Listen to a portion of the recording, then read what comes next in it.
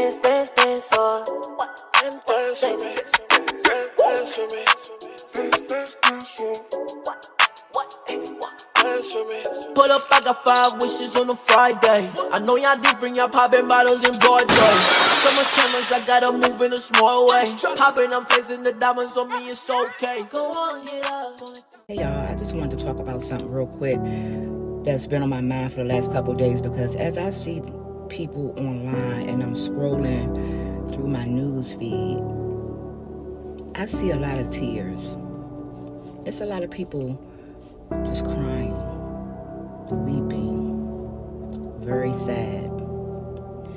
What I want to say is, it's okay to not be okay. Even the people that you consider your strong friends or your strong family members, it's times where they are not going to be okay. And that's okay. When you're crying, when those tears are flowing, guess what you're doing?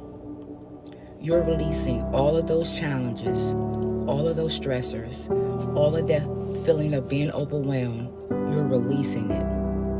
Even if you're a person like me, where sometimes I don't show a lot of my emotion, you have to let those tears out. Because guess what's going to happen? When you let those tears out, you're getting rid of all of that baggage, right? But you will cry again. But when you cry again, it's going to be a celebration. It's going to be tears of joy. You watch.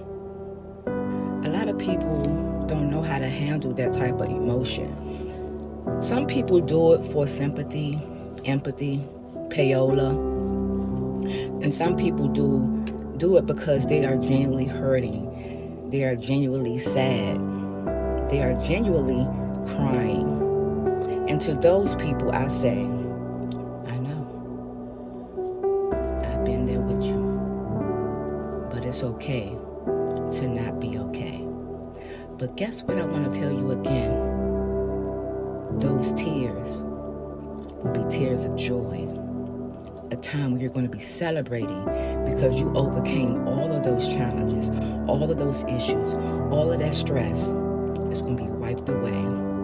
And those tears are going to be tears of celebration.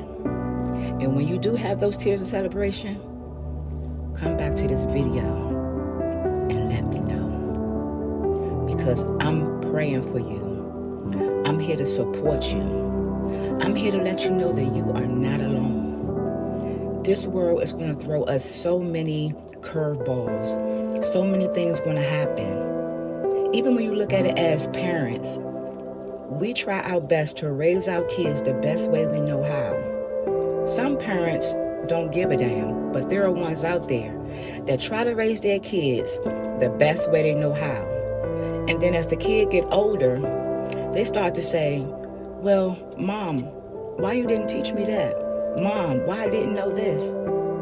It's because Mom don't know everything. Mom can only show you and teach you things that she knows. Same thing with your dad. And you think about this, the world is always changing. But in 1978, when I was born, and a couple years later, as my mind started absorbing things, I learned things that happened back then. But as time goes on, the world becomes more modern. People change, environments change, situations change, jobs change, housing change. All of these changes, there's no way that one person can know all of those changes. But what they can do is get up to speed on it. And when they do find out about that situation, that new thing that came up where they didn't know from back in the day, then they can share it with you. Because at that point, they can share their experience because they've been through it. We have a lot of people giving advice when they never been through it. That's why people keep scrolling.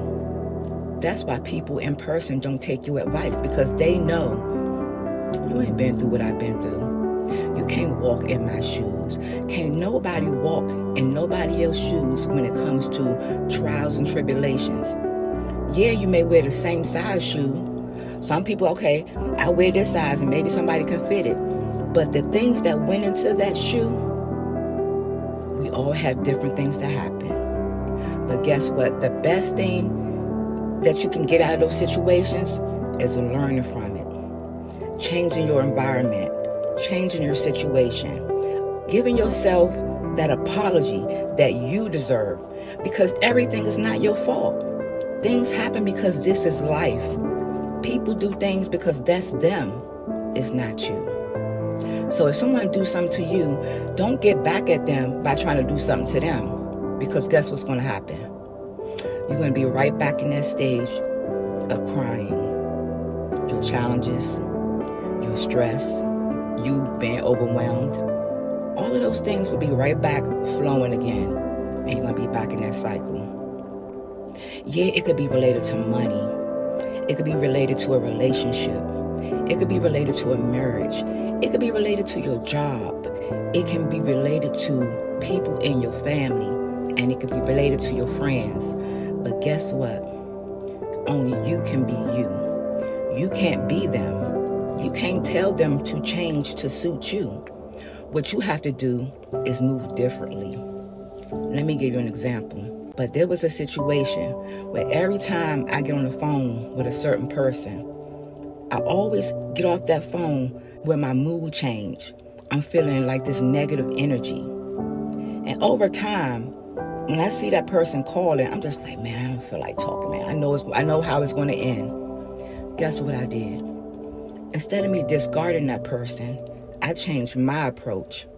I said, I'm not going to talk on the phone with them. I'm going to text with them. I'm going to not talk about certain situations with them.